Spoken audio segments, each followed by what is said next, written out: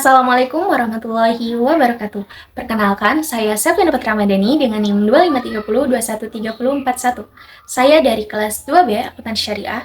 Pada video review pembelajaran kali ini, saya akan membahas beberapa materi dalam mata kuliah pengantar ilmu ekonomi Islam, yaitu tentang teori distribusi Islam, mekanisme pasar dan wilayah hisbah, kebijakan fiskal dan moneter Islam, wirausaha dalam Islam, serta riba dan bunga dalam perspektif ekonomi Islam. Materi pertama yaitu teori distribusi Islam. Distribusi dalam Islam berarti proses penyaluran atau pembagian barang dan jasa kepada masyarakat secara adil. Dalam ekonomi Islam, distribusi tidak hanya bertujuan mencari keuntungan, tetapi juga mewujudkan kesejahteraan sosial dan pemerataan ekonomi. Distribusi Islam menekankan bahwa harta tidak boleh hanya beredar di kalangan orang kaya saja, tetapi juga harus dirasakan manfaatnya oleh seluruh masyarakat. Menurut Bakir Al-Shadar, distribusi merupakan dasar penting sebelum proses produksi berlangsung. Islam mengatur bagaimana kekayaan dapat dimanfaatkan secara adil dan bertanggung jawab. Selain itu, Yusuf Qardawi menjelaskan bahwa distribusi bertujuan menciptakan keadilan sosial dan mengurangi kesenjangan ekonomi. Selanjutnya, fungsi distribusi dalam Islam yaitu mempertemukan produsen dan konsumen, menjaga keseimbangan ekonomi dan sosial, serta mengurangi kesenjangan pendapatan. Sedangkan, tujuan distribusi adalah mewujudkan keadilan ekonomi, pemerataan kekayaan, dan peningkatan kesejahteraan masyarakat. Dalam praktiknya, distribusi Islam memiliki beberapa instrumen seperti zakat, infak, sedekah, wakaf, nafkah, dan wasiat. Semua instrumen tersebut bertujuan membantu masyarakat yang membutuhkan dan menciptakan keseimbangan ekonomi. Selanjutnya adalah mekanisme pasar dan wilayah hisbah dalam ekonomi Islam.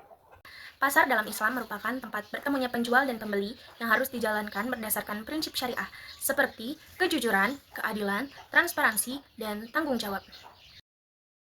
Pada masa sebelum Islam, pasar sering dipenuhi praktik penyimpangan, seperti penipuan, goror, atau ketidakjelasan transaksi, penimbunan barang, dan riba.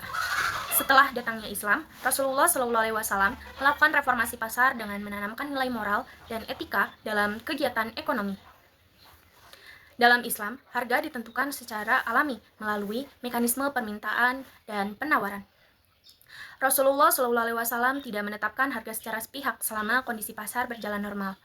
Namun, Islam melarang praktik yang merusak pasar, seperti ihtikar atau penimbunan barang, tadlis atau penipuan, goror, dan monopoli.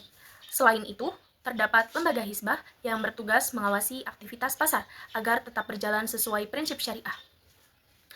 Di sini fungsi hisbah adalah menjaga keadilan, mencegah kekurangan, melindungi konsumen, dan menjaga stabilitas pasar.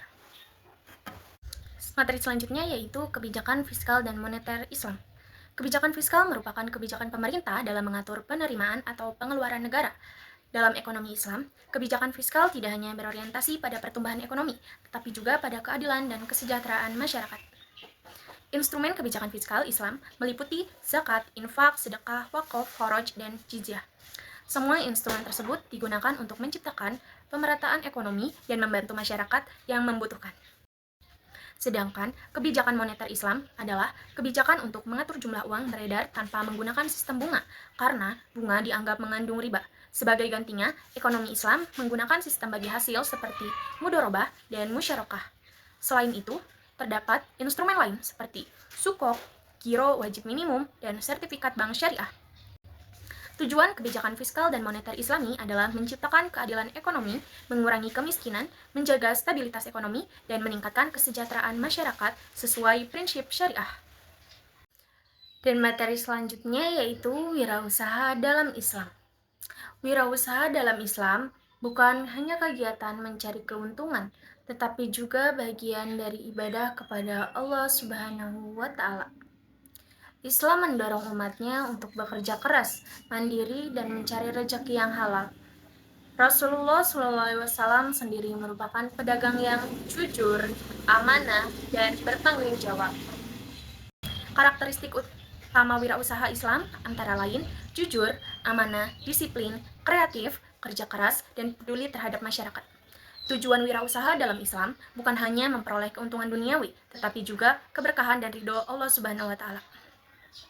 Wirausaha Islam juga memiliki manfaat besar, seperti menciptakan lapangan pekerjaan, mengurangi pengangguran, membantu pertumbuhan ekonomi, dan meningkatkan kesejahteraan masyarakat melalui zakat, infak, dan sedekah.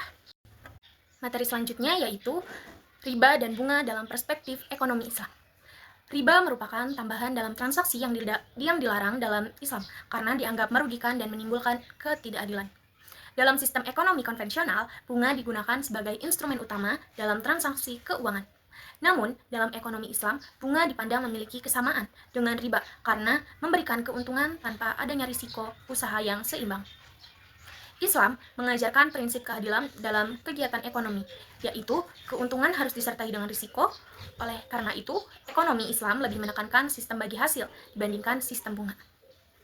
Dalam akuntansi syariah, transaksi harus berdasarkan akad yang jelas dan sesuai prinsip syariah. Sistem syariah juga menekankan keadilan, kemitraan, dan tanggung jawab moral dalam aktivitas ekonomi. Dari seluruh materi yang telah dipelajari, dapat disimpulkan bahwa ekonomi Islam merupakan sistem ekonomi yang tidak hanya berfokus pada keuntungan, tapi juga menekankan nilai keadilan, keseimbangan, etika, dan kesejahteraan sosial. Semua aktivitas ekonomi harus dilakukan sesuai syariat, agar memberikan manfaat bagi individu maupun masyarakat secara luas. Sekian review pembelajaran dari saya. Mohon maaf apabila terdapat kekurangan. Wassalamualaikum warahmatullahi wabarakatuh.